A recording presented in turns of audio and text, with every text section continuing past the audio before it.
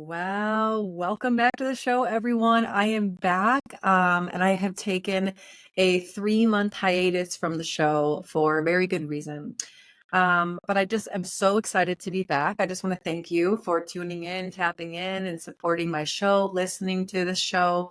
If you're a returning listener, and thank you if you are a first time or new listener for tuning into the show. I so much appreciate you guys, and you are the reason I do this show. My mission is to reach and help as many people as I possibly can in my time here on this earth. This is one of the ways that I'm able to do that in a free way, right? And y'all help me do that when you support the show by listening, rating, sharing, or supporting the show monetarily, which you can do in the link below or above, depending on where you're listening to. And I just want to start by inviting you to do that. If this show brings you value, or even after listening to the show, it brought you value, please share it with somebody who also needs this type of information. Our topic today is really exciting. It's all about relationships. And since we're all in relationship with everyone, it's going to apply to every single person. But first, let me just give you an update on me. So, taken 3 months off of the show because I needed to. I needed some creative space that was carved out to finish my book, which I've done. And I'm so excited, grateful, and blessed for this book to come out. It is going to completely bless you, and whoever picks this book up, it's blessed me tremendously. And so for those of you that don't know, I just finished my first book called, which I will not take credit for the wisdom in this book. It's definitely been channeled through me and shown to me. And I've been just as much a part of the process in these affirmations for peace as you will be when you read this book. But, on two separate occasions during the process over 2 years of writing this book, it's taken me 2 years to write this book. On two separate occasions, it has drastically changed me from the inside. And when I say change, I don't just mean like change my mind. It's changed me physiologically. It's changed my DNA. It's altered me. It's upgraded me. It is it's really been kind of a word that has entered into my system and grown me. And I think that when I said yes to writing this book, that was inevitable to be happening, right? So I really needed to carve out the space for that. And I had another huge project, which I can't mention yet, but I promise as soon as I'm able to announce it, I will, that I really need my creative and present and my energetic presence to be available for.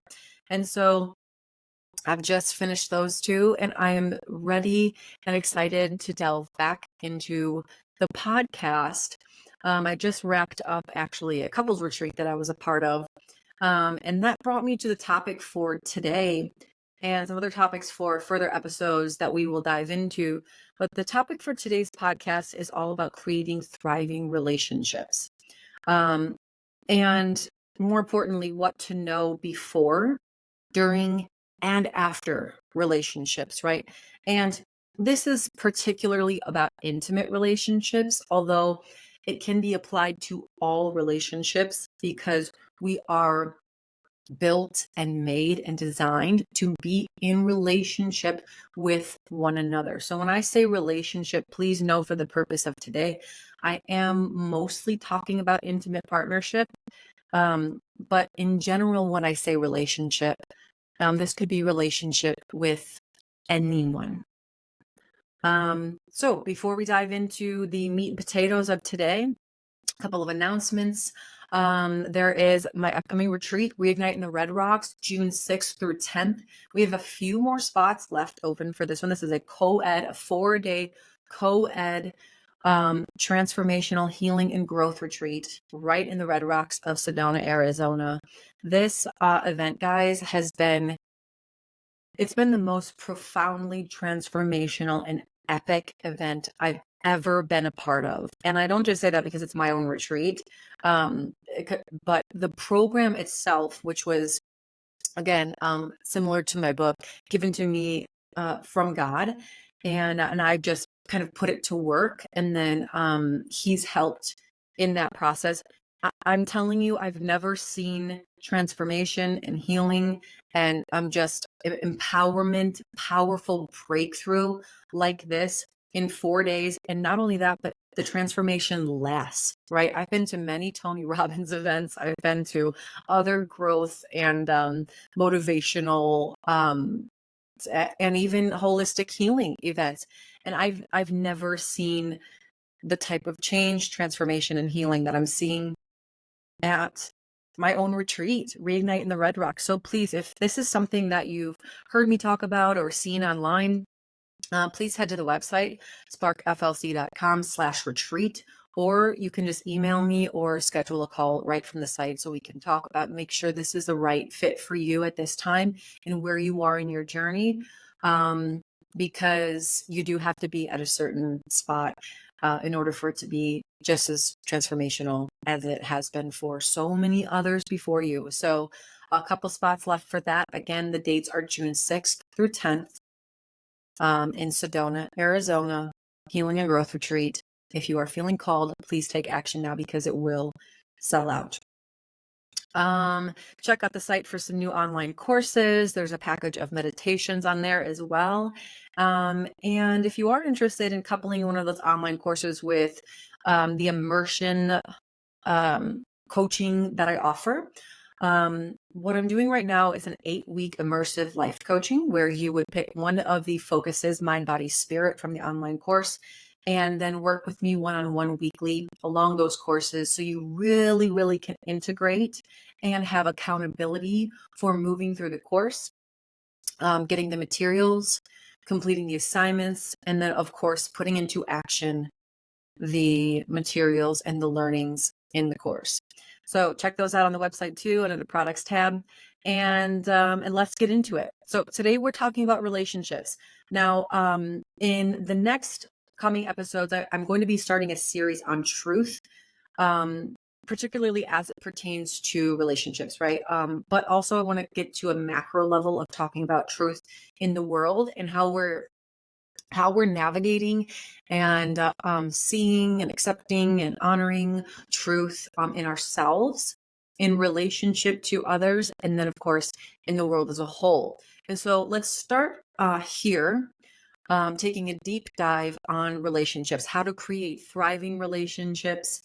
Relationships are one of the most important yet challenging aspects of our life, right? They're some of the most important aspects, and yet at the same time, it's likely where most of our suffering comes from. However, they're absolutely vital for us to have in order to feel fulfilled in life, right? The lone wolf thing doesn't apply to humans at all. In fact, the whole concept of the separation that we experienced during the pandemic was part of the problems that we just expanded on later, right? When you isolated peoples, you are really setting yourself up for a lot of mental illness and destruction. I'll go into that in a moment. But, at the same time, relationships seem to be one of those areas that people struggle the most. And it seems to be the source of most of our pain in life, right? Relationship with parents, relationship with siblings, relationship with peers, relationships with intimate partners. And this is really the place where if we can figure this out, we have a very high chance of being happy in life. Most of the time, we do have the power to change this. But most people don't realize what power is theirs, when to harness it, and how to harness it, which is what we're going to be talking about today. And so typically what we see happen is people position themselves kind of as a victim to the relationships in their lives and relationship to their partners.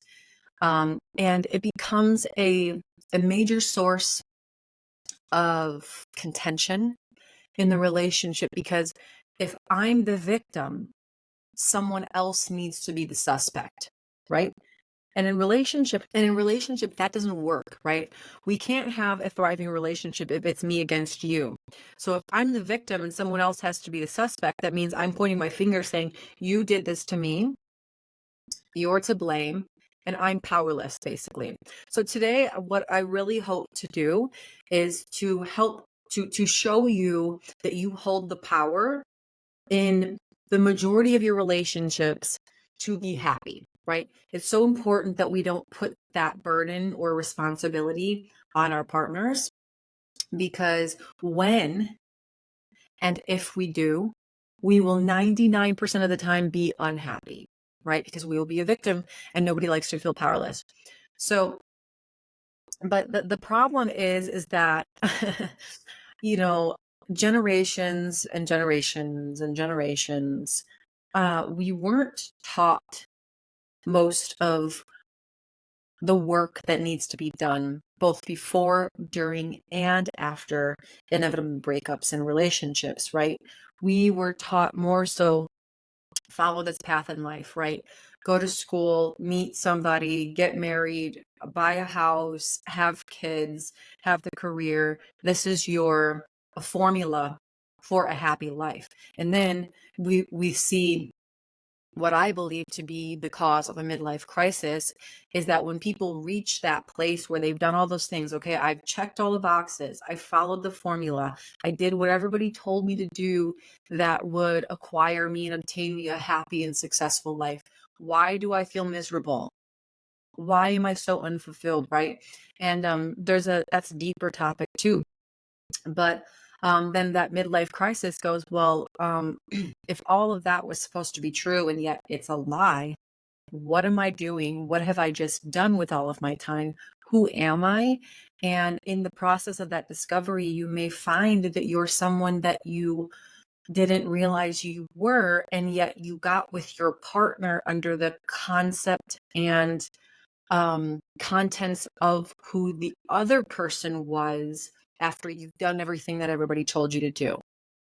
Now you're realizing there's much more to you. Maybe it's not that that wasn't you, but it wasn't all you. And there are parts of yourself that may have been suppressed or ignored or shut down or guilted or shamed or whatever that may be. And now there's a desire to explore that. But what if that's not okay with your partner, right? So this is part of the problem in the generations, that how we've structured life up to this point. And then of course the elephant in the room, we haven't been taught to do our inner child work, our inner child healing. And so we run into problems, and this is literally the first part of what I want to just go right into, because when we don't do that, we run into problems. And so I'll go into that right now. So here's our path for today, right?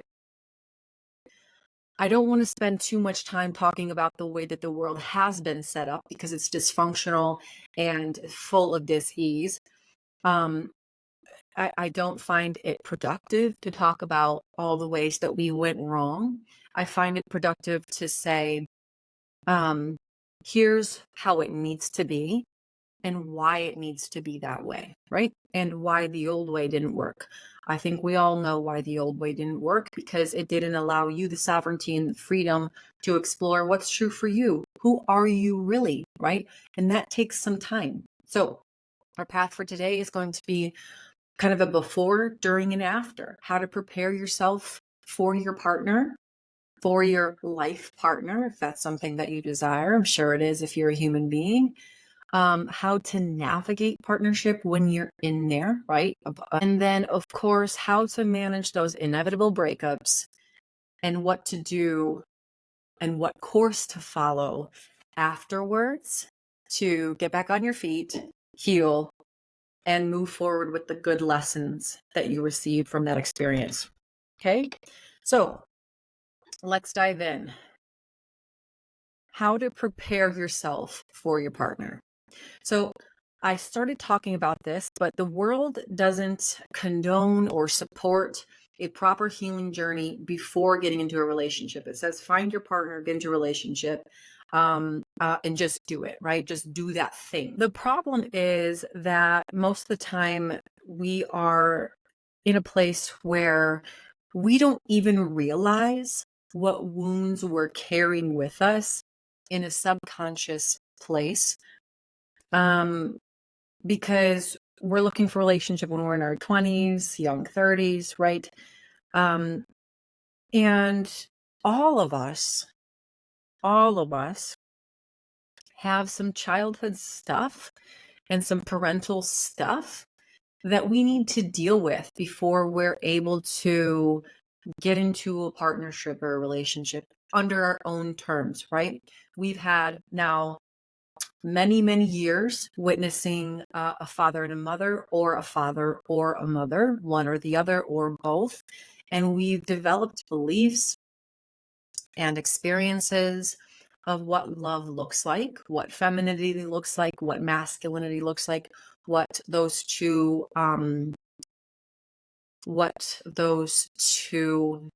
energies and roles and systems look like together. And we've accepted this as the truth, right? We've accepted now that that is truth. And sometimes it's not sometimes it's not truth. Sometimes it's we are witnessing our parents as wounded partners in a wounded partnership, and now we think that that's normal. Or worse yet, we have childhood trauma that's going to, of course, dictate the way that we are able to connect to others.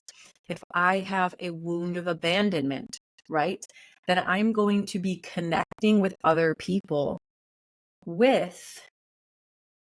not connecting with other people who also have a wound of abandonment, but I'm going to be connecting with other people with my own wound of abandonment. And this is going to alter the way I'm able to connect, attach, and love in this place. So what we end up doing, right, when we don't heal from these types of things, or at least begin discovery and bring awareness to the shadow parts of ourselves from these childhood experiences, is we begin connecting in wounds rather than a healed state.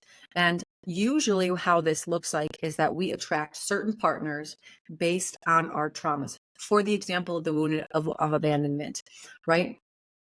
If I have a wound of abandonment from my father, who is a male figure in my life, the main male figure in my life, then if I don't heal that wound, I may seek out partners that emulate that same experience, or that will lead to that same experience. So I may attract male partners that are emotionally unavailable, or don't like commitment, or are afraid of intimacy and vulnerability, or that really, they're cheaters, which I've done, right? Because that was my wound. And so I was attracting and being with and finding partners who filled that wounded place for me. Okay. And not filled it in a substantial, satiating way, filled it in the wounded way, right? So their wounds complemented my wounds, confirming my belief, men always leave. Does that make sense? Does that make sense? Am I getting, men may attract or look for women that emulate mom, or the opposite of mom, right? It's like this extreme opposite. So, for instance, if mom was very codependent and a people pleaser and just very weak and passive, then men may they may develop kind of narcissistic traits and appeasement and people pleasing and very agreeable types of personality traits. Or they may look for that strong, independent woman that doesn't need anything from him. And then there's no intimacy there at all. Do you see what I'm saying? So if we don't give ourselves time and space and proper focus on our own internal work, we are attracting out of our wounds. And where we may think that it's love, right? How does one know unless they've done some work towards healing their wounds, right? How do I know that I'm attaching to my partner from a place of love rather than from a place of wounding that maybe men typically marry their mother, or what would remind them of their mother, and women usually marry figures that would emulate or remind them of their father, or whoever they wanted love from the most and never got. Now, of course, getting with people in this state may feel like who we are in the moment, right? And then it will change later as we kind of discover more about ourselves. And then we will wonder who we are. Who are we? Or we blame the relationship. And we say the relationship ruined us. It's like my partner's the bad one. And it's this blame game, right? And we feel like we've almost lost who we are in the mix, and all of a sudden it's their fault. This is why it is absolutely essential to take our time, to slow down, and to do some internal healing, inner child work and discovery, and start to inner parent, start to develop a reparenting practice for yourself. And really, this process is all about discovering self, right? Discovering that seed of self, because what happens in the childhood years is that we are so hypnotizable. Our prefrontal cortex hasn't developed yet. So all we do is we're taking everything in from our environment. And we develop ways to be adaptive as young children, right? And we adapt in a way to protect ourselves, to protect either our emotional safety and well-being, physical safety and well-being. And at a time where we adapted, we continue these patterns to become wounds, and then later they become maladaptive, right? I'll give you an example of how this works. Let's say a young child. This is a very common one too, and something that people think nothing of, right? Do you remember everyone used to talk about sleep training, right? Sleep training your child, meaning basically sleep training was if your kid is crying in the crib, you basically leave them there to cry until they stop crying so that they learn to quote unquote self-soothe. Well, this is absolutely bogus, horrible, and this is not the way to teach any child or any being to self-soothe. What this is actually teaching the child is that when I cry, right, crying is a natural mechanism for a baby to reach out to receive the love, the nurturing, and the safety from mom first, of course, right? That's the main mechanism there. It's a natural when I feel afraid or I need my mom's warmth or nurturing or love or food or anything, I cry out because I have no other way to do it. So my way to do that is to cry. When I cry, I'm looking for that connection. I'm looking for that connection with mom. When I get that connection, I feel safe, loved. Okay? I feel safe and loved because I need to feel loved and safe. Now, when I don't get that connection when I'm crying, what I learn is when I cry, no one's coming to help me. When I cry out, love isn't there, right? So I'm already at an infant level developing beliefs. I'm not loved. And when I cry, well, in a way, not even when I cry, but just in general, I'm unsafe. I'm not loved. And when I cry, no one's coming to save me. So inevitably, the kid stops crying and we think, oh, yay, we've done a great job sleep training them. When in reality, all they've done is shut down, right? They've given up. This is actually worse. Some kids throw temper tantrums. At least they're still giving you some sort of emotion, right? But then when the kid shuts down, that's like a giving up. It's like a hopelessness is what it is interpreted inside. Okay. So that may be the adaptation at the time that child needed to develop in order to be safe or okay, right? I am going to just like develop this story so that I'm okay and that I'm safe. And later on, when you're an adult and you haven't healed this and you can't talk about how you feel, you don't even know how you feel, you try to develop intimate partnerships where there's, connection, vulnerability. You're not able to be vulnerable. You don't know how to give yourself self-care. So you're constantly burnt out and giving to others. Now it's maladaptive. Okay. Now it's a problem. Now it's a real problem that is going to severely affect and hinder the way that you have relationships. You may push people away. You may keep them only at a distance. You don't want to show them parts of yourself. You don't even know how to show them parts of yourself because maybe you don't even know them because remember, you shut down. So, and this happens all the time, but this is why it's so important to do this work before you start looking for a partner. You've got to see the parts of yourself that are operating out of wounding rather than love first, so you can connect with people in love rather than connecting in wounding, which is what the majority of people do. And we wonder why divorce rate is so high. Okay, so I'm pretty sure I nailed that one home. I think we all see the importance of needing to heal ourselves before we even start looking for a partner. Because the other important part about healing yourself before you start looking for a partner is the person you may be looking for when you are wounded still, or when you have these wounds or shadow parts that you have no awareness of, which by the way, will always be kind of developing over time, right? But we at least want to have a certain level of healing done before entering in a relationship. Nobody's ever going to be healed and I'm with a healed person and I'm healed and we are perfect and now we're healed, right? But you've got to be at least at a certain level of healing and aware and self-awareness and self-work that's been being done through you in general. Okay. You don't have to be totally healed because you never will be. Otherwise, you'll be single the rest of your life. But you do have to be healed and aware to a certain level for that to be the case.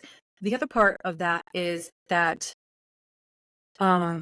so this may take time, right? This may take a lot longer than 20s, mid 30s. I mean, we're talking usually people start doing internal work and realizing that they've got issues and wounds and traumas and childhood things that they're carrying into their adulthood, late 20s, early 30s, right? And yet, so that means, 30s, if you're single, that's not necessarily a bad thing. It's probably a good thing because you want to take your time and you want to live. You want to give yourself a chance to be your own best friend, to fulfill your needs, to fulfill the majority of your needs. See, I believe that we do need a partner, but this is different in the way that I think especially a lot of women, they have an aversion or an adherence to hearing this because they're like, I don't need a man.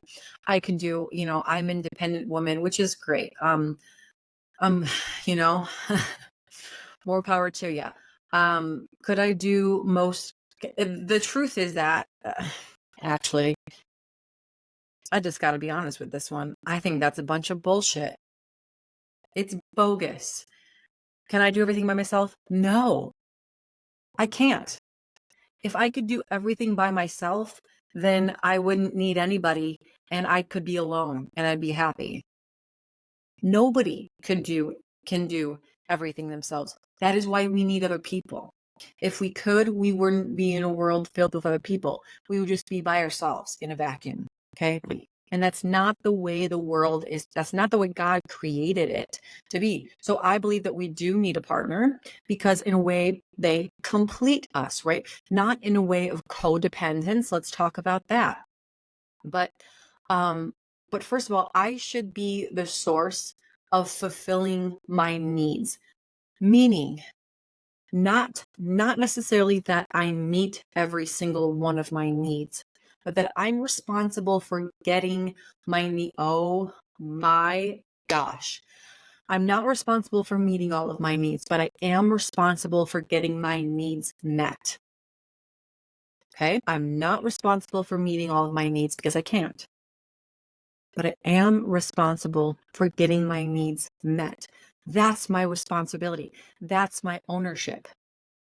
That's my voice, right? So we need to be able to be single and we need to be able to be single and be able to get our needs met. Now, before you all take that and go running with it, that I'm not saying get your sexual needs met at whatever cost, okay? I'm not telling you to go sleep around with a bunch of people because there's a lot of pain and confusion and dysfunction that comes from doing that. But I am saying that you need to be so aware of yourself and you know what you need, that you know how to speak for it. Okay. It's like know thyself, right? Date yourself. Be your own best friend. You need to know yourself inside and out. You need to know what's going to trip you up. You need to know what's going to light you up. You need to know what's going to annoy the crap out of you. You need to know what's going to provoke a wound. So you can speak for that and say, and then say, here is what oh my gosh, this is why it's so important to heal. Because if that wound said, well, okay, there's an abandonment wound and now I feel like every man leaves. All right, well, take me back to that time when dad left. What did you really need? I needed companionship. I needed to hear, I'm not going anywhere. I'm right here with you. Okay, so now when I go into a partnership, I can go to that person if ever that wound gets triggered, and I can say, hey, I have this sensitivity around abandonment, and you've been working a lot, blah blah blah, whatever. I need to know you're in this with me and you're here and you're not going to leave, because I'm kind of like, I'm feeling that right now, right? That's how you get your need met. I'm not going to sit there and pretend and just talk myself out of the feeling. I'm going to speak for it and I'm going to get my need met. Okay. And that's, I'm skipping ahead there. Okay. So, because we do need a partner, not in the way that the world thinks you do, right? Not in a world of, there's a difference between codependence and then independence, right? Those are two polar opposites. Codependence means like I rely on this person in order to feel the things that I should really be the source of feeling. Or when like their emotional responses to me has the ability to send me into a frenzy, or come outside of myself or put me into suffering, right? That's codependence. Codependence says I'm basically giving you the power of my emotions, my emotional spectrum, okay? And my mental and emotional state. That's codependent. Independent would say, I'm totally, separate from you. I could do everything by myself. I don't need your help. I don't need you.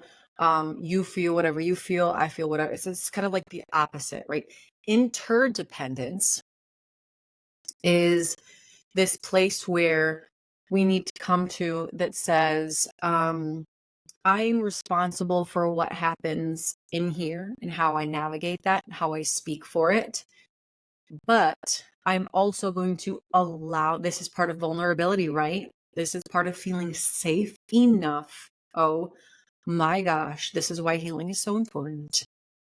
This is about feeling safe enough in myself that I can lean on you for a little bit of this, right? And even if, right, this is interdependence, even if you disappoint me, I'm not shattered, right? Because my safety came from within first. My love came from within first. And I feel safe enough right here to be vulnerable and putting my weight a little bit over here on you and giving you, my partner, the opportunity to show up for me. And if/when you do, that means our trust, our bond, our intimacy, our connection is built. It grows, it strengthens. That's the power of interdependency. Independence says, I don't need it, I can do it myself. And you know what? If you're a woman and you're saying, I'm an independent woman, I could do it myself, good luck finding a masculine man, because masculine men love to take care of their women. They love it. They want to open the door for you. They want to do things for you. They want to cater to you. Right? And if I'm Miss Independent, then you're not going to allow a man the opportunity to do that. You're basically stripping away his opportunity to love you and his love language, which is going to fill him up, right? Because when we love, we feel love in return, and we are filled up. So if I'm Miss Independent, which is a wounded trauma response, by the way, I'm going to attract men that are selfish, think about themselves mostly, aren't really aware of your intricate details, what you like, what you don't like, what your moods are, where they are, how to speak to you. And so, like, if you want to be Miss Independent, then you need to be ready for a man who you're not going to get a lot out of. Okay. So knowing your needs, filling them, becoming interdependent. Another thing we need to do before we get into partnership or before we look for our forever partner is to fall in love with and seek the truth first, right? I like to describe it this way. When you're dating, when you're in that the space where you're like, okay, I'm ready to find my partner, you're literally, quite literally, kind of interviewing them, right? And I like to tell people this, men and women, try to ask more questions than you tell about yourself. Because a lot of times we go into dating and we want to tell them all about ourselves so they know, right? Well, you're literally giving them the blueprint to tell you, show you, do the things exactly how you want them to be done in order for them to get you. And if their goal is to get you and acquire you, then they'll do those things in order to get you. But then what happens after they have you? They stop doing those things. The real them comes out. Their true colors show. So what you want to be looking for is you want to see who they really are without the need for it to turn into anything, without the need for a relationship or for them to say, oh, I want you, right? Again, wounding. If you have to be chosen, you're going to look for somebody to choose you rather than looking for a good person for you. Does that make sense? So looking for the truth first, right? Like who are you? Who are you really? Who are you apart from me? In your own accord, in your own life? What are your desires? What are your passions? Where are you going in life? What do you expect for yourself? What do you expect for others? What are your values? This is the most important thing. What are your values? Because if you have misaligned values, it will never work. If I have the value of certainty and structure and love and stability, and my partner has the values of adventure, spontaneity, and freedom, that is that is not going to work. A lot of people look for common interests when they're looking for a partner, and I have to tell you, it's really not that important. Common interests are less important than common values, because your value system will be your operating system. Okay, so we have to look for the truth first, not for a partner. So when you go out there and you're looking, you shouldn't really be looking at all. It's like, let go of the concept of being in a relationship and just enjoy people and get to know them and figure them out and build friendships and build time, have a time together and experiences. They say oftentimes you marry, and raise in a good, healthy, thriving relationship, you marry your best friend.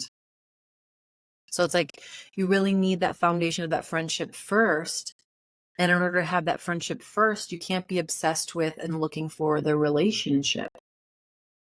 It's like when you can let go of it, it will come to you. It seems cliche, but as soon as you do let go of the need to have a relationship, the right person will come. See, the thing about the relationship is that if you're obsessed with having a relationship and being in a relationship, then the person you're with is probably not going to feel very special because they're not. They're not special to you because you were more interested and obsessed with the relationship. That how do they know if they're really the person that you want? They're just the person to plug into the relationship, maybe. That's never going to feel good for anybody. So be curious, stay curious, and give them time to show themselves to you, right? Let them show you who they are. Don't tell them who they need to be for you. Don't tell them what you need, who you need them to be for you. That comes later,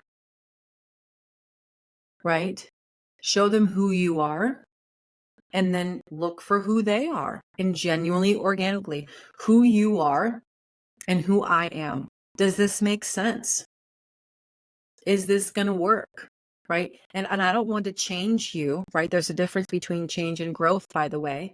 I don't want you to change who you are in order to be what I need you to be, right? We should never ask somebody to do that.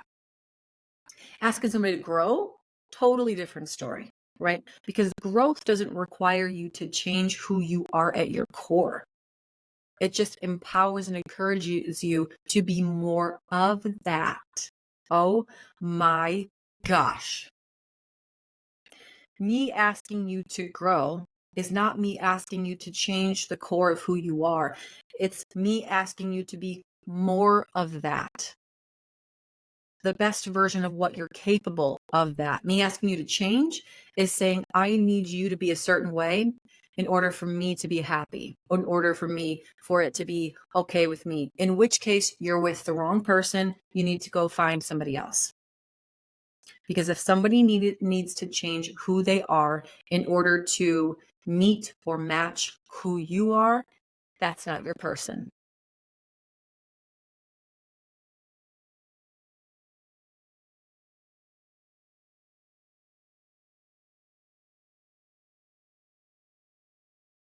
Okay, so we need to be very clear going into this seeking state of relationship.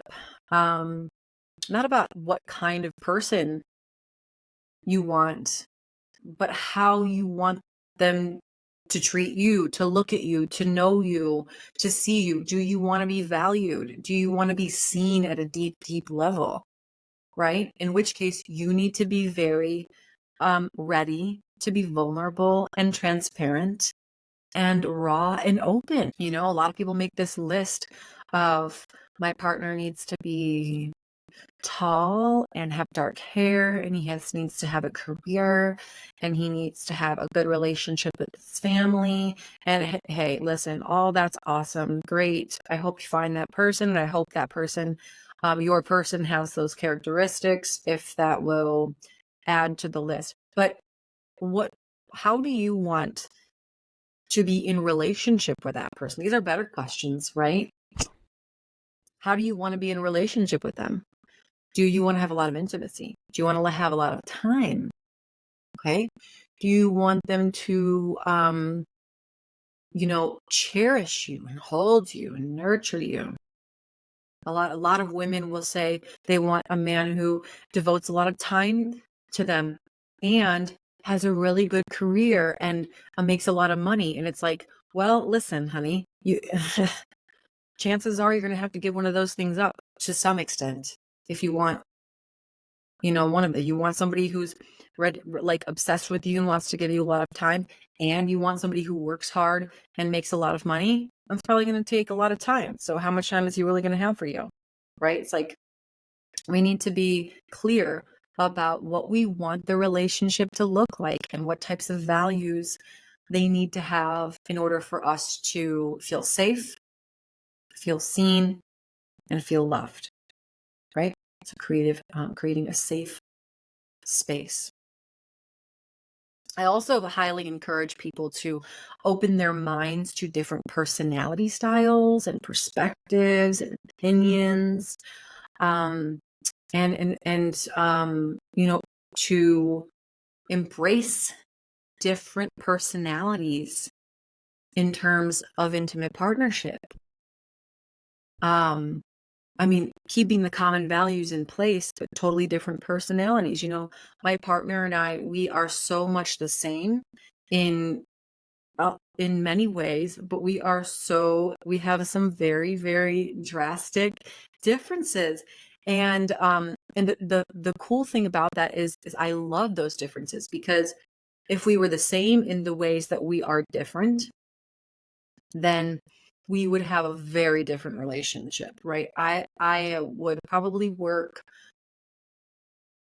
from sun up to sundown if it was just me, right? But my partner he's about making things lighthearted and fun and adventurous and spontaneous, and really big on quality time. So his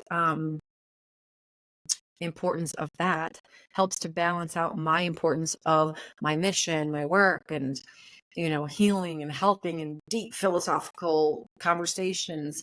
And so we are each other's yin and yang. And I highly, highly suggest, and I'm an advocate for those differences, not opposites. They say opposites attract, right? Opposites is not necessarily a good thing, because two extremes that never leads to a good extreme in any way.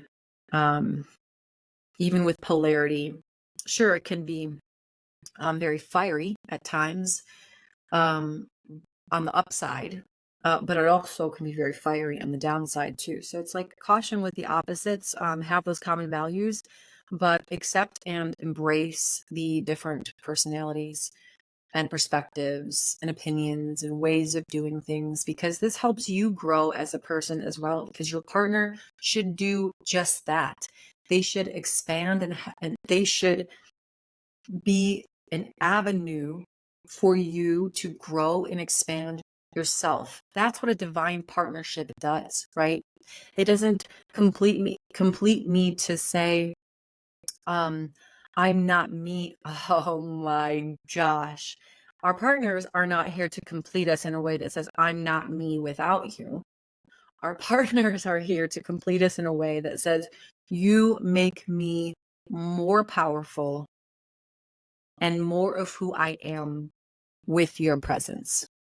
I would do what I'm doing now with my partner, but him coming into my life has filled it out in a way where now not only can I do this, I can also enjoy it. Oh, what a concept, right? I can enjoy my work, enjoy my life.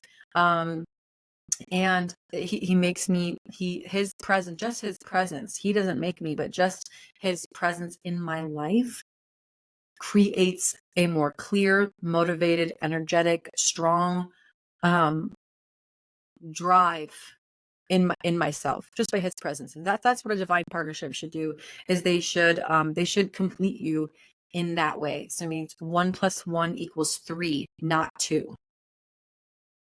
Okay, so what happens when you get in the relationship, right? This is where we really need to and this is why healthy relationships that thrive, they say some very similar things, right? I don't like to say that relationships are work, because that has a negative connotation to it. I'm not going to cater to the negative connotation of the word work, because I think the word work is actually a very, very positive and important aspect of life. And it actually brings us a lot of fulfillment and joy. Work does. We need work to feel fulfilled and to have purpose, but it does take effort, right? Relationships take effort. They take intentionality, awareness, presence, and they take your mental, emotional, and physical effort. And so just to kind of continue on what I was just saying, is that when we get into attachments, It's our job now to manage that attachment and to manage ourselves in relationship to that attachment. Meaning, I'm not going to enter into the relationship knowing that this is me, this is my passions, this is my identity. But now that I'm with you, now I'm going to change my identity uh, as I'm with you, right? So it's our job to really kind of monitor and moderate this attachment to make sure that it stays healthy, right? What started healthy stays healthy.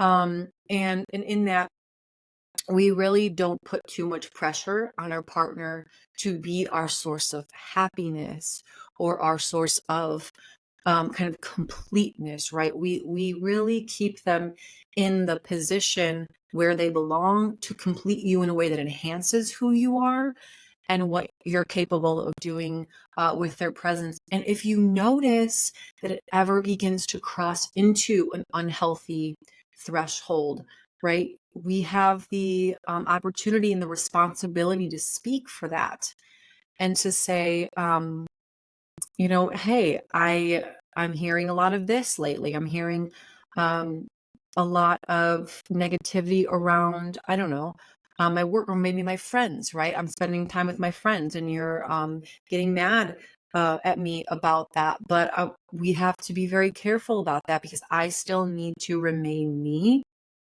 within this partnership, right? Right. Otherwise, we find ourselves years down the road and we've become codependent over time, whereas it may not have started that way. It was created that way because of these little side shoots off the path that got us off the path. Okay. And it's important to also keep the conversations again around growth rather than change, right? It's important that we keep our perspectives, and that we are, and this goes both ways. Right? That we don't feel like we have to change for our partner, but also that we don't feel like our partner has to change for us. A lot of times, oh my gosh, this is huge, huge, huge. A lot of times, what causes us pain or anger or frustration in our relationship, just based on what the other person has done, has less to do with them than it has to do with you, right? Like, I got to be honest with you. Like your nuancy things about cleaning and lateness, like it's like we need to identify whose problems are whose responsibility, right? Me being neurotic about cleanliness or tardiness or these types of things, that's not my partner's fault. It's not that I need him to change who he is. And actually, this is not a problem in my relationship. I'm just using it as an example. Um, but I don't need my partner to change in order for me to change how I react in those situations of frustration, right? It's actually more oh my gosh. And this is where it comes down to taking ownership, right? If I'm getting frustrated and I'm lashing out, I don't need them to do anything in order for me to stop lashing out. I need to look at what's happening inside of me to figure out why I'm lashing out and to get with that and work on that. And I don't need them to do anything most of the time, right? There are of course circumstances that are outliers in everything that I'm saying, right? So take all of this with kind of more of the normal healthy middle of the road approach to all of these situations and scenarios, but I don't need them to change in order for me to fix the lashing out tendency and problem that I have, because it's my problem, right? That's my problem. Me lashing out, that's my problem. Now, if going back to the knowing what we need, right? If it comes to a point where how they are, like maybe an operating state of their wounding is triggering a part of my wounding, then it's important for me to communicate in relation to the parts of me that are getting triggered, right? Not my whole experience, not like I'm scared, but there's a part of me that feels fear when you ignore me or forget about me or do whatever it is that you're doing, right? There's a part of me, I can relate to the part in me that is having that experience without saying, I'm scared that we're not going to make it because you do that, right? It's a very different conversation. We need to be very careful about our conversations here to speak for the part that gets activated, and also frame it to the part of them, not the whole person. So a part of me gets scared when that part of you disengages with me, right? This is a great way to put it. A part of me gets scared when that part of you disengages with me and I feel disconnected and I feel scared that you're going to leave, or I'm scared that you're leaving me, or whatever that may be. Okay. And in these conflicts is really where we can grow closer. But it's very important that we first of all, in conflict, the number one goal is to help each other feel understood and heard and seen and validated, right? Not validating their actions. No, not validating their actions, validating their feelings and experience. Okay. It's important that we, especially if there's been an unhealthy behavior or a hurtful behavior or a harmful behavior, that we can go into conflict and have a conversation about this, a very hard conversation about this, and validate our partner's experience, maybe even the fact that they had good intent but it didn't come out that way. And we validate their emotion, but we do not need to validate or condone unhealthy or hurtful behavior. Okay, which leads me to the other thing that we should be doing during relationships, and especially in the beginning, is to speak up about things early and often. It may seem you may seem like you're hard to please or whatever that may be, but I encourage you to have the courage to bring up small things early and often, because those are the things that usually stack later. And if protecting and maintaining and securing the integrity of the relationship is what's important to you and it is a priority, then you will do that because it's all in the name of love, right? Of course, choose your battles. I'm not going to be like, for instance, real life, real situation. James, I love you. We each have these different things with each other, right? We speak up about the things, the small emotional things for us that are important, but I'm talking about emotional things, right? We both have a couple of quirks, and just to as an example of what I'm talking about is I have this like a nuancy thing. The shower curtain has to be closed like all the time. There's a couple of reasons for that. Mold builds up if it's closed and it's wet and it's collecting, but also it just feels more like, for me, neat and tidy and organized, and it looks nicer. And he'll forget. He'll forget to close it. So it's like almost every day, I go in there and I close it after he's done in the shower. And I, brought it up super lightly in the beginning, but it's just something that seems to slip it's not part of an automatic response for him, and it slips his mind. And you know what? So you know what I do? I go in there and I close the shower curtain. That's it. I don't bring it up every time. I don't nag him about it. I don't huff and puff about it. I don't close it and then go, right? Because that's not important to me. For me, it's important that we are able to do this, right? What's more important in this moment, right? Would I rather replace the shower curtain a little bit more often in order to maintain a space of love with my partner? Absolutely. That is a price I'm willing to pay in order to have sanity and comfort and safety and love and passion in the home, right? I would rather do that. On the contrary, if the discrepancy between us became to a point where he did something and it was like, it was really, it was causing me to have to emotionally like do some things inside of myself every time, and that was taking an emotional toll, and it was distracting me, and it was weighing me down and draining me and all these things. That's not a price I'm willing to pay. And I would much rather address the situation because it's now much bigger and it is affecting the price that I'm now paying from the thing that he's doing, not the shower curtain, something bigger, obviously. The price that I'm paying is now affecting the whole household.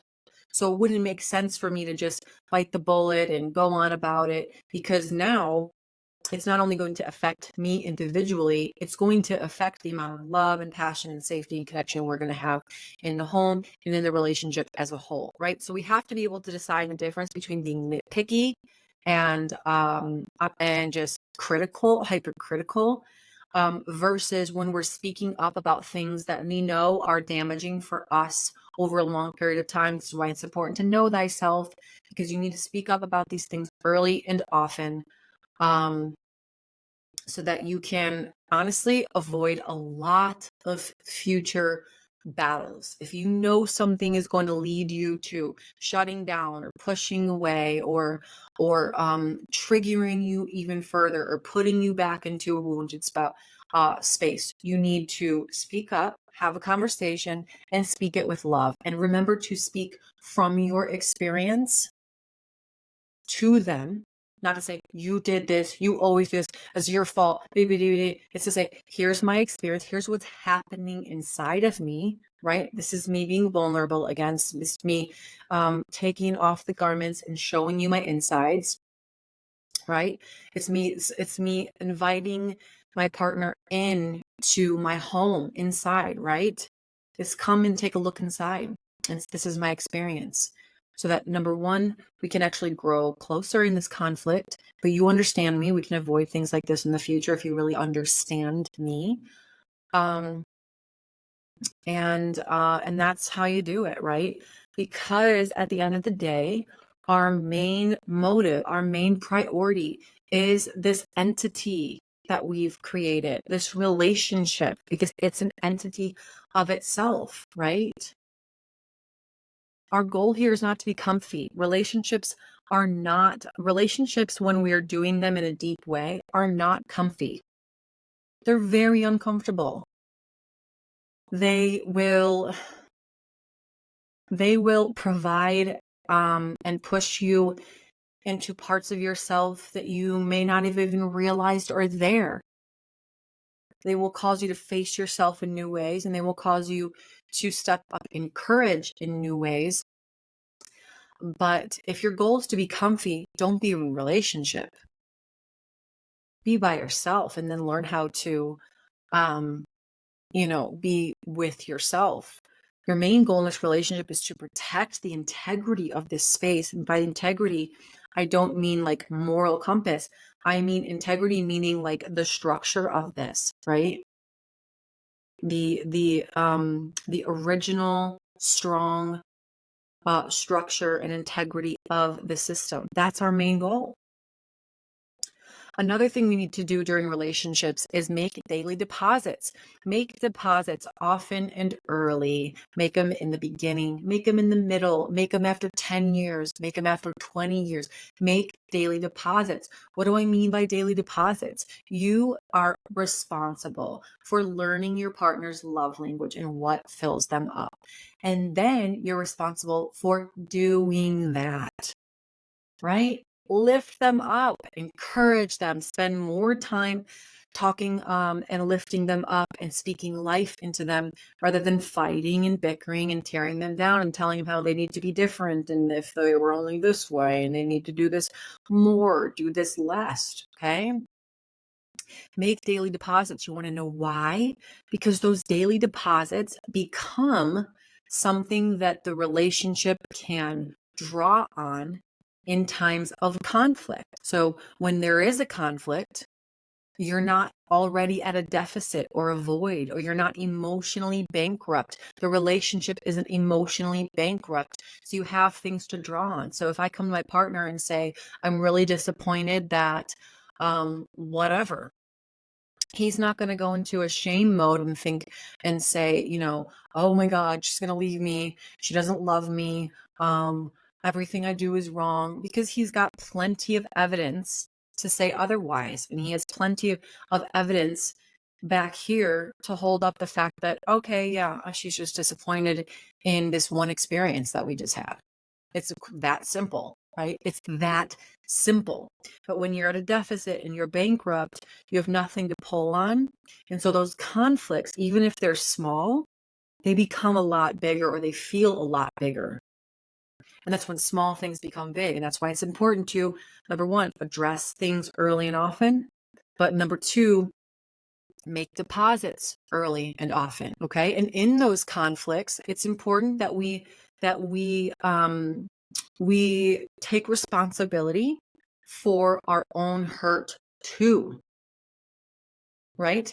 That we take responsibility for our traumas, and we don't say, this is your responsibility, right? It's not my partner's responsibility if I have a wound or a trauma of abandonment. It's not. That's my responsibility. But I can ask him for help in that. That doesn't mean that just because it's my responsibility, I have to talk myself out of being hurt if anything reminds me of it or triggers it. But it means I speak up for myself and I say, I need your help with this. I have this thing inside of me, this voice that says, oh my God, he's going to leave me, or whatever that may be for you, right? Oh my God, he's going to cheat on me, whatever that may be. Your partner's not responsible for that. You are, but you can ask for their help. You could say, listen, I know that you're not responsible for this. This isn't your fault, but this is inside of me, right? This is happening and it's coming up right now, and I'm asking for your help. And then they say, yeah, sure. What do you need? And then you need to know, what do you need? And you can say, I need you to just check in with me. In the middle of the day, you work long hours. Can you check in with me, or call me when you're on your way home, or whatever that may be, whatever you need, right?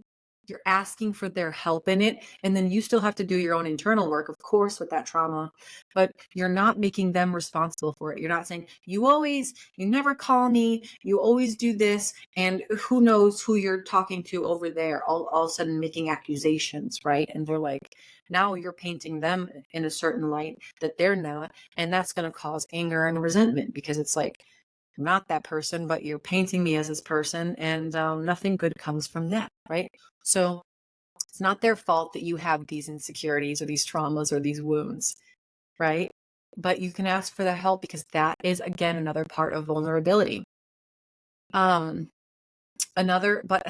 important thing after talking about conflict and speaking up for these things is to have fun. You guys, have fun in your relationship. Have enough things that you can do. And I'll just, providing another example from my own relationship. James and I have fun doing the most ridiculous, mundane. We will have fun washing the dishes or loading the dishwasher together. We will have fun and goof off shopping for groceries together. We will have fun going outside and feeding the goats together. It's almost like a constant theme or flavor of fun in our relationship, because it's important to us. Laughing is important. We never take anything too well. We try not to take things too seriously, unless there is something serious, and then we can be serious. But having fun is absolutely vital. Another thing that is really, really common in relationships that kind of thrive, and not just survive but thrive, is there's some sort of common mission. Now, this doesn't mean that you have to have the same purpose and career and you're working towards the same something big, but having something that you're working on or towards together is very uniting, and it's very, very powerful, and it's very, very important. This could be a yard, it could be a project, it could be a team, it could be the kids, it could be, um, you know, a small group, something that the two of you have a common mission for. My partner and I have common missions with pretty much most things, right? We have a common mission to build this safe healing space together. We have a common mission for our homestead. We have a common mission for our life. We have a common mission for making an impact. So, but again, we are also like divine partners. Um, so that's things. And another thing is to allow them to help you, right? There should be this continuum of trust being built. Um, and if both people, this is some of these things that I'm talking about, guys, are hard to do if you're in relationship with someone who is uh, misaligned, not aligned for you, right? Not your partner. Because if you want to help and give and all they want to do is take, it's going to be very hard for you to feel safe to continue doing that, because you're giving, putting out, and they're taking. There's a severe off balance here of the system. But when you're in a healthy relationship, we've finally gotten to that one where it's healthy and thriving, and you're maintaining it and creating it and growing it, then it's really important to um, not have the what can I get from my partner? What am I getting in this partnership? It's how can I give, right? And if both people are doing that, it's like, I want to help you, you're helping me. We have this constant, like, I got your back, you got mine. And so both of our backs are always covered, right? It's like, this is another thing. I just sound like I'm just bragging about my relationship in this episode, but just as an example, it's just, this is such a simple thing. James and I are very connected. We just massively care and love each other so much. It was just like, it just happens very naturally. It's like when one of us starts doing cleaning or laundry or dishes or cooking, it's a natural flow where the other one just comes in, and it's like, if I'm just laying the clothes out, he's hanging them up, and it's like, we're just here to support and help. And I help with manly projects, he helps with feminine projects, and vice versa. And when I need help with something, like, I feel very safe and open to just say, can you help me with this? And this is how we can light each other up. Okay. The last thing I want to say about conflict before we move on to kind of like post breakup, um, and then how to navigate your relationship in public, is in regards to conflict, is knowing when to close the lid, knowing when to put the box away, knowing when we're beating a dead horse in the conflict, right?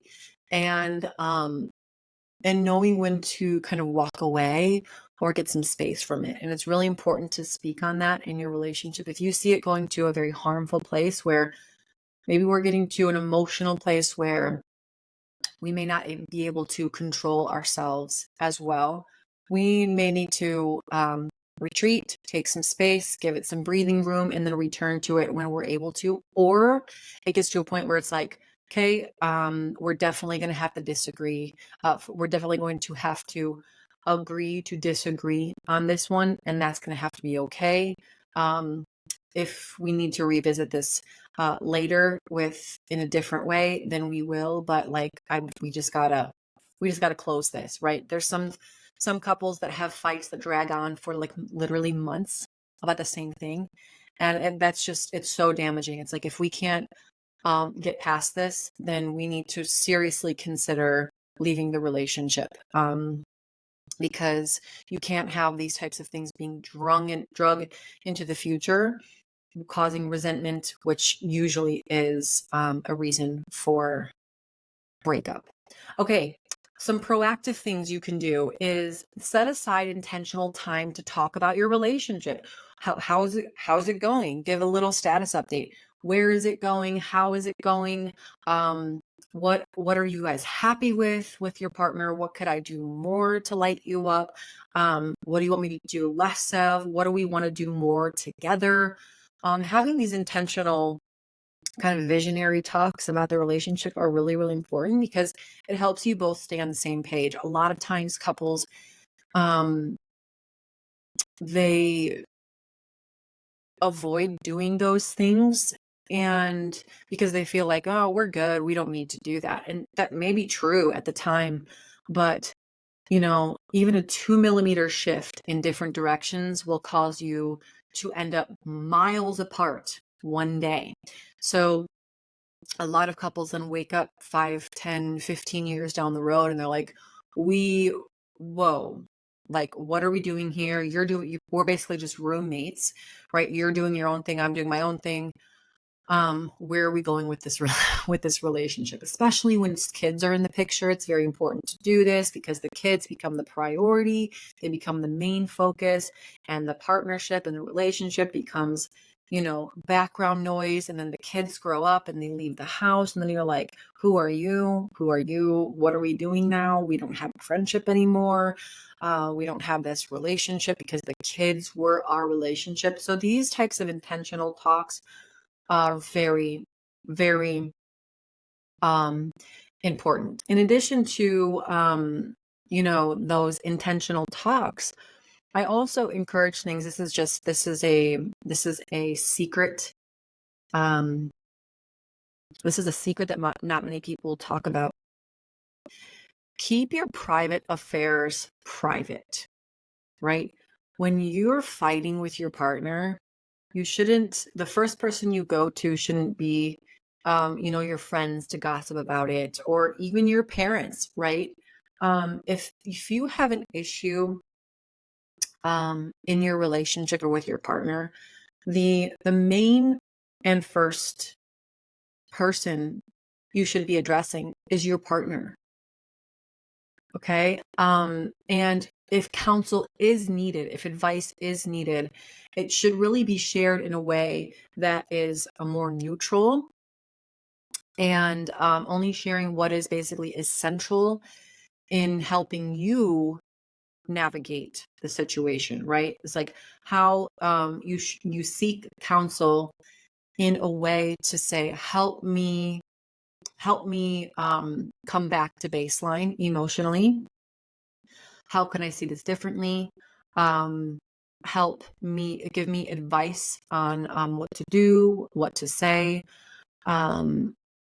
Because again, if your main priority should be protecting the relationship, there's no room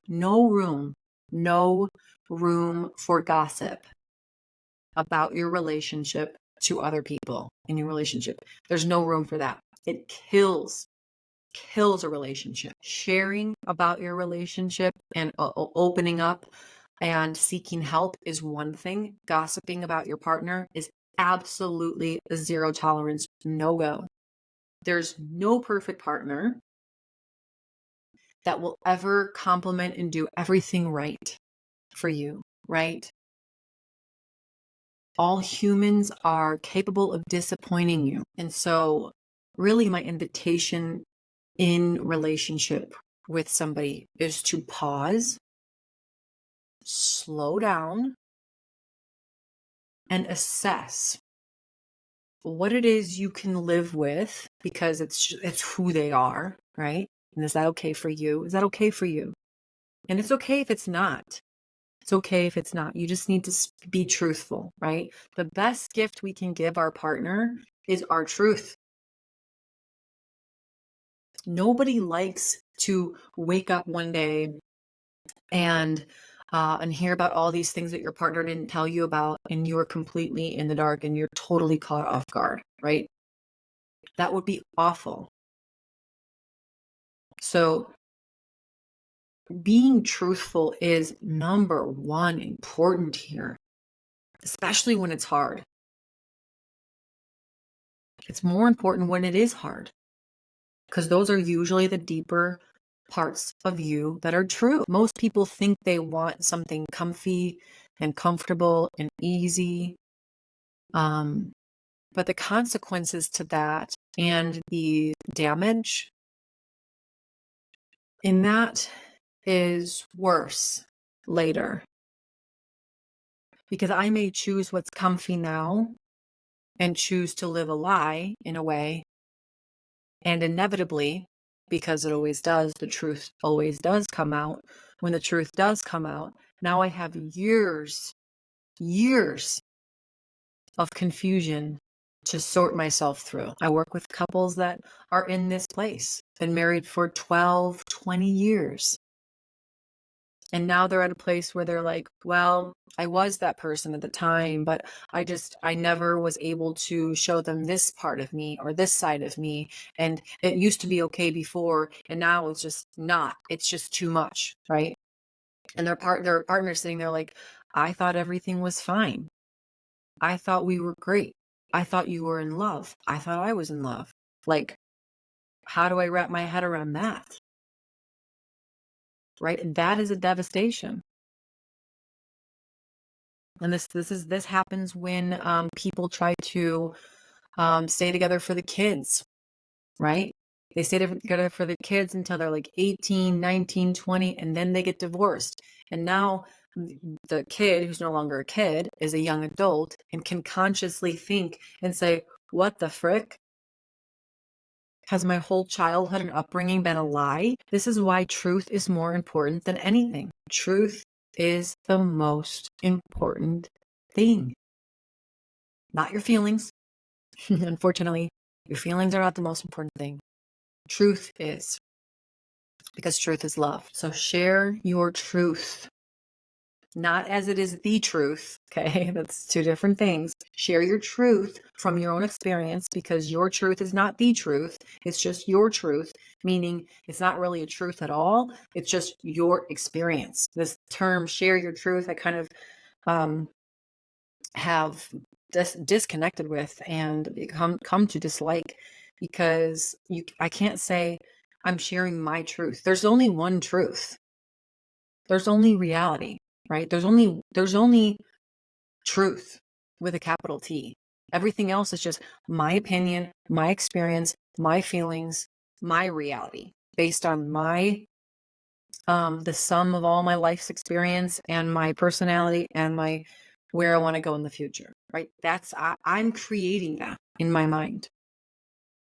So I can't speak for my truth as it is the truth.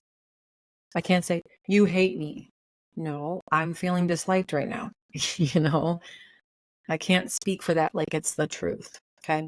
The last thing I want to say about being in relationship, and then we're going to move on to breakups, is to have the heart and have enough care for the person you're with to challenge them into growth, right? To challenge them into what they're capable of. See them at their best, know what they're capable of, and then speak life into them and challenge them, provoke them in a healthy way, of course, to reach into those parts of themselves and to, expect more for themselves. And if you see that they're operating from a wounding and accepting less than what they deserve and are capable of in life, you have a responsibility, if you really love them, to call them out on that.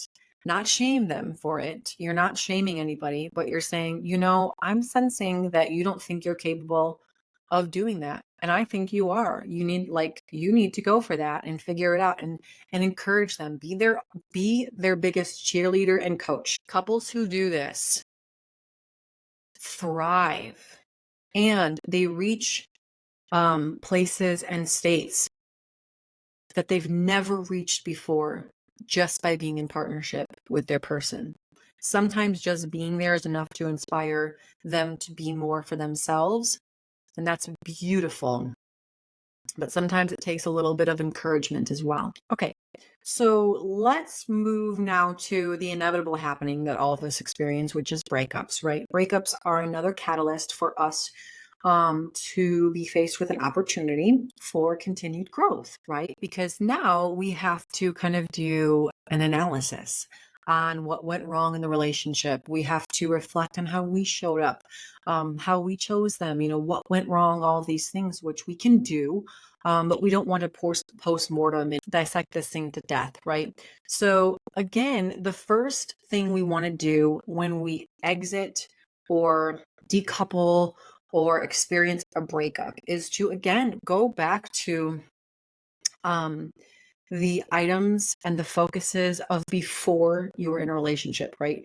The healing process, the getting to know yourself process is go right back to those beginning stages of being in preparation for a relationship. Look at and figure out the parts of you that were brought up by this person. Did you see a part of yourself come up that has some anger issues? Did you see a part of yourself come up that has some jealousy issues, right? Really take some time to assess, okay, what parts of me was I maybe not so proud of, but that came up with this person, and why, and really understand why. Was it something that they were doing, or was it an insecurity and weakness inside of you? And this is when it really helps to have a therapist, a life coach, a relationship coach, a mentor, a guide, a therapist in any way to help you to see things more clearly. Because sometimes we look back and we say, well, yeah, they're so right. We can come up with a reason why we were the way that we were based on what the person was being or doing or saying. And we can miss the opportunity of seeing, okay, well, let me just take a step up here and see it objectively and see that they actually didn't do anything. That trigger was already inside of me. They just ignited or activated it. Okay. Our relationships become activators for our wounding. They become activators and highlighters for our shadow part. And this is the beautiful opportunity of relationship, being in relationship. I always tell people when they break up, do not date. Do not date. Don't date right away, because you will most likely attract partners that will test that healing, right? You'll either do you'll do one of two things, right?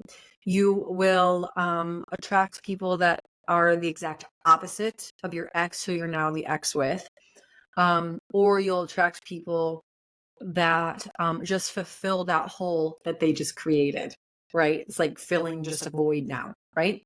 So this is why I say stay away from dating, because you're not thinking clearly. You're not thinking clearly. Your thoughts are polluted with emotions. This changes even your eyesight. It changes your physical responses. You may feel even more lonely. You may end up doing some things that you may regret later. So go back into singleness, date yourself. And if you do date, when you do date, practice interviewing these people again. Remember, look for the truth. Your goal is to be curious and actually curious in two ways, right? Curious to see who they are, but equally important, curious to see how you're showing up. How are you showing up in these dating environments? How are you showing up in regards to the attachment? Are you noticing yourself clinging too quickly? Are you noticing yourself pushing away? Take note of how you are feeling, how you're showing up, how you're responding, because this is going to be a good indicator of your healing and health in order to, go into another partnership or relationship. And until you get some good feedback, self-feedback and other feedback that you are responding healthily, I do not recommend being in a relationship. Another thing you want to look for is looking for, rather than seeking like those high energy, passionate, chemistry, whirlwind, swirling around type of vibes, it's, do I feel comfortable with this person? Can I be myself with them? Are they like themselves with me? Does this feel very natural? Does it feel safe? Does it feel inviting? Are they responding to me in my wounding, or are they not? A really healthy partner will recognize when, even though it may be behavior that they want, like clinginess and communication and lots of physical touch, right? They're more focused on, okay, ho, let's pump the brakes, right? It's almost like they're saving you from yourself. If that triggers you, you're still wounded and you've still got healing to do. But if you say, this is new, this feels good, they're actually protecting me, I can look at this as a health, I can look at this not as a rejection, right? I look at this as, this is a safe person. Okay, these are all things to look for. And of course, like I said, if you start looking for the polar opposite of what you just had, you are too wounded and you're going to swing all the way to the other side of the pendulum and be hurt in a different way. Let's say your ex was very, very codependent, clingy, and didn't give you so much freedom, right? So you swing all the way to the other side. Someone who's highly independent, has a job that requires a lot of time, and doesn't pay you any attention. That may seem like, oh, this is so much better than my last. 3 months, 4 months, 5 months down the road, you are going to be severely disappointed and unhappy. So we're not looking for opposites. You're not really looking for anything in comparison to your last. You're looking for something in comparison to what is best for you. Okay. Another really good sign to know if you are healed from your past relationship is if you could talk about your ex or talk to them if you saw them out and about and not get triggered, right? Like I'm able to talk about my ex-husband all the time with my partner, and it's very casual and it's very matter of fact, and it doesn't trigger up or provoke any types of feelings in any which way about it. It just is what it is. I've spent the time healing with that, and it's all good.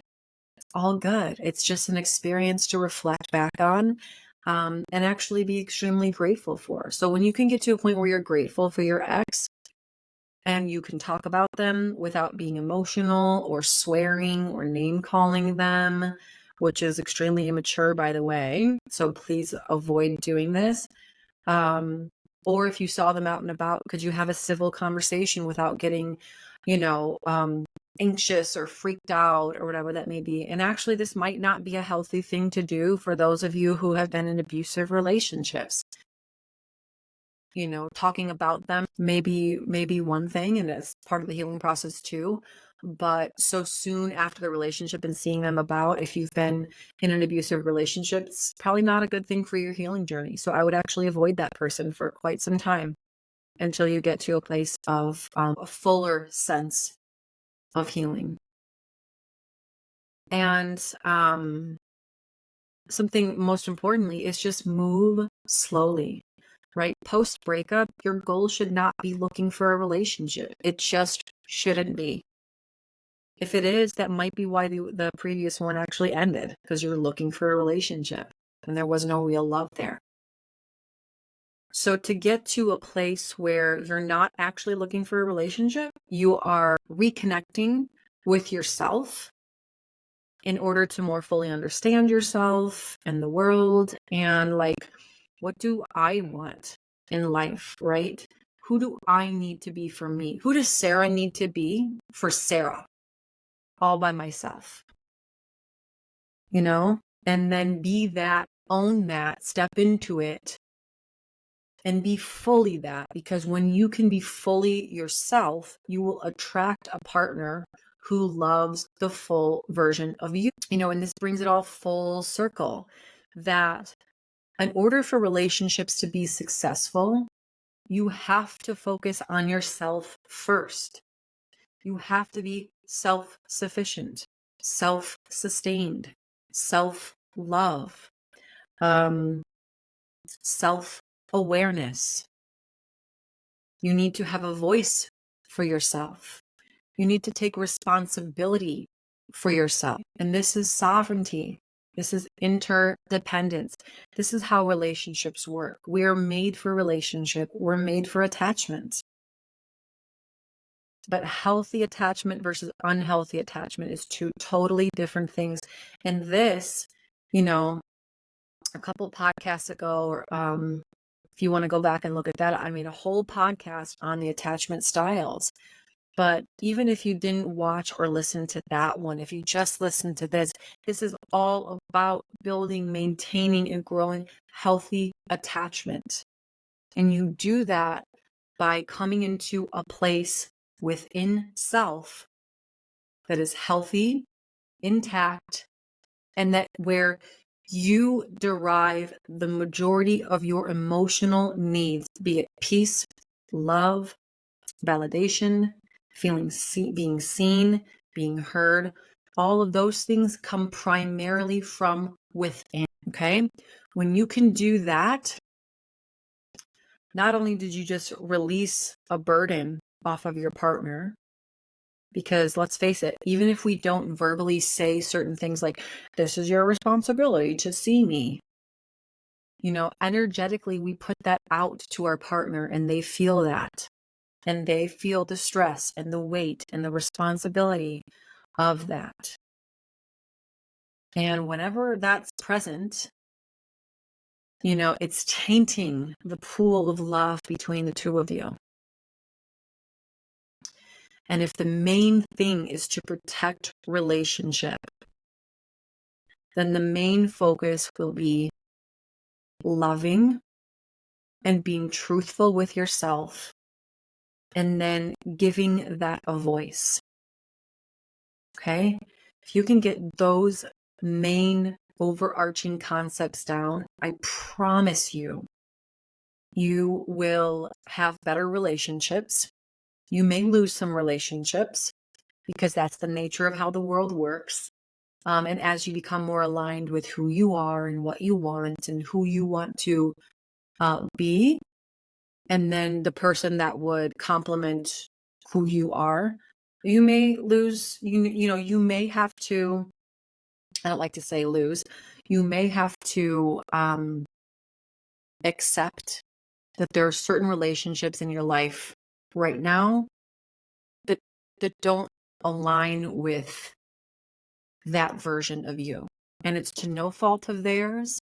And in a way, it's to no fault of yours, right? It just means that you didn't do enough work before this in the right mindset, in the right way, to know whether or not that would be the case. And that's okay too. It's not comfy. It's not fun. Yes, hurt feelings are going to come with that. But it's okay. And it's part of the journey. And even if you did know, maybe that was part of the journey in order for you to get to that place. So just in the same way that sometimes people are used in order for us to be faced with those opportunities for growth, we can be used the same way for other people. Sometimes we are a catalyst for others' healing in the same way that others act as a catalyst to ours. It goes both ways. Relationships are one of the most challenging yet fulfilling things in the world when we can get them right. Right? The amount of fulfillment and joy and completeness that we feel in life when we have a relationship or relationships that are healthy, strong, and thriving, and where we can be fully ourselves and feel like we're growing, that it's indescribable. It's indescribable. We are put here to be in relationship with each other. It is part of our purpose on the world. And as much as people would tell you otherwise, we need each other. We need our relationships.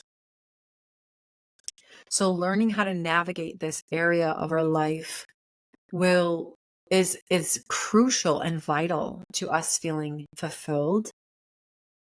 And in a way will dictate in a large part whether we experience happiness or suffering in life. And that doesn't mean controlling people, right? Doesn't mean manipulating things to be what we need them to be and to make everybody be who we want them to be so that we feel happy in the relationship. No, it's not about that.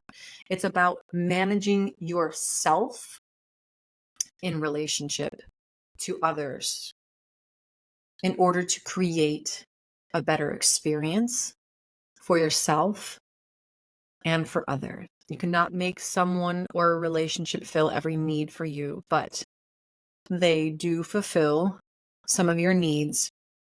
And so be open to allowing them to do just that. And when you're focused on fulfilling needs within the relationship, rather than, getting what you need met, getting your needs met, you will have a lot more fulfillment, success, and you will start attracting different people. Learn to love yourself and then keep falling in love with yourself first and foremost. Then you can take the pressure off of your partner for having to do that for you. And you're able to love them more fully because you're in love with you and they get the best version of you, right? That's our gift. Our gift is to manage ourselves and love ourselves so much that we are giving the absolute best of ourselves, well, at that time, version of yourself, right? Because there's always going to be a better. We're always growing, but we should want that. We should want that for our partner, and we should want that for ourselves. We don't want to accept somebody's just leftover. Okay. So I hope this helped. I hope this was definitely a different episode for me, a deeper discussion on kind of more the emotional stance to take. And which is what I see as part of the problem is that our parents and their parents were and us to some extent were not really taught that we should be focused on healing and growth first and relationship last. We were kind of taught the opposite way, and it wasn't a priority for people to be healing and growing specifically from their childhood in order to be in a relationship. We were just told, do these things, right? Bible says, be fruitful and multiply. I think people take that in a different way than what it was meant. Be fruitful and multiply doesn't just mean, get married and have kids. There is definitely a divine intent with relationship, specifically man and woman, divine union, and creation. Not just with creation with kids, but creation with what we're able to create together, where 1 + 1 = 3. Because where these two are joined in a divine union, they are capable of 10x what they're able to do on their own. Okay. Oh my gosh, I could talk about relationships forever. But the next episode, we're going to start a series on truth, actually, truth and lies. There's been an eye-opening experience for me, and I want to talk about truth. What is truth? How much truth do we really have? How much truth are we willing to see?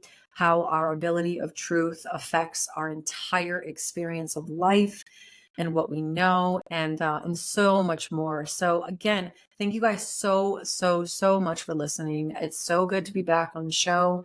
We will be back in a couple of weeks with an episode on truth. Please, as a reminder, if this episode brought you value and you think it will bring value to somebody else, please share this podcast, and please remember to rate it on Spotify. 5 stars. Thank you so much. If you're interested in the retreat in June, please email me or head to the website immediately. This one will sell out. And until next time, guys, I love you all. Be well.